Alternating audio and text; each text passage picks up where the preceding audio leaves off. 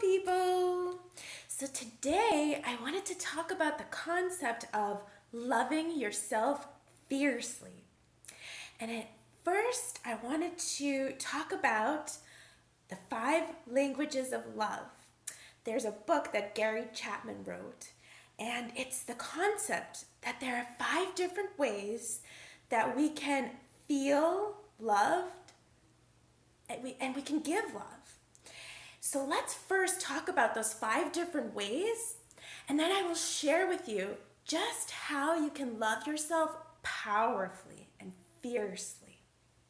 So the first way that you might need to feel loved is by spending some quality time with your partner. So perhaps you want to go for a walk, go for a movie or a hike with your partner, but it's really just being in the presence of them. And that might be the way that you need to feel loved. Another way that you can feel loved is with physical affection. So maybe you're a cuddler and you crave that physical touch. You want to hold hands. You want to be intimate. You just want to be connected physically with your partner. Maybe that's the way that you're craving to be loved. The third way is words of affirmation. So perhaps you need to hear how much your partner loves you, how much you mean to them, how important you are to their life. Maybe that's what you need to hear in order to truly feel loved. The fourth way to feel loved is acts of service. So perhaps if dinner was on the table one day, or perhaps the laundry that needed to be done was done for you. Maybe an oil change was done for your car by your partner. And maybe that's exactly the way that you need them to show up for you in order for you to feel loved. And lastly, perhaps you need to feel loved by receiving gifts. So maybe when your partner gives you a gift, no matter how big or small, maybe that's the way that you feel loved. So first, you just have to figure out and ask yourself, how do you need to feel loved? It could be more than one way. Usually it's like the top 2, maybe the top 3 ways that you really need to feel loved in order for you to feel satisfied and content in your relationship. So figure that out for yourself first. But now here's the fun part and the exciting part. Let's take this a step further. Have you heard of the concept of you have to love yourself first before you can truly give and receive love from anybody else? So what if these same 5 languages of love, these 5 ways of loving yourself and your partner, what if those are the ways that you get to love yourself first? The more you practice loving yourself first, the more you get to receive that from the people around you, like your partner. So let's dive in. Perhaps you need to feel physical connection. Maybe that's the way that you truly feel loved. So why not give that to yourself first by perhaps getting a massage, getting that physical touch that way. Or when you're around your friends or your family, you hug them to feel that love.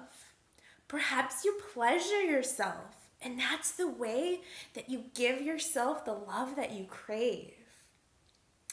What if you need to love yourself with words of affirmation? Perhaps you need to look in the mirror or just tell yourself, I love myself. I am beautiful. I am powerful. I'm fierce. I'm intelligent. I'm strong. Why wait for somebody else to tell you those things when you can love yourself that way? Maybe that's what you need to. Maybe that's what you need in order to feel loved. What if it's spending quality time with yourself? Ask yourself, what do I enjoy? What if you gave yourself that time to start exploring and asking yourself, what do I like to do? And give yourself that time to love yourself. Hi, Michael. So maybe that's what you need to do in order to fill your cup up with giving yourself that self-love. What if it's acts of service? What if you're so busy that it's just much easier for you to get your laundry dry cleaned or getting the food delivered to you by one of those food services? Maybe that's exactly the way that you need to be loved in that moment. And lastly, gift giving.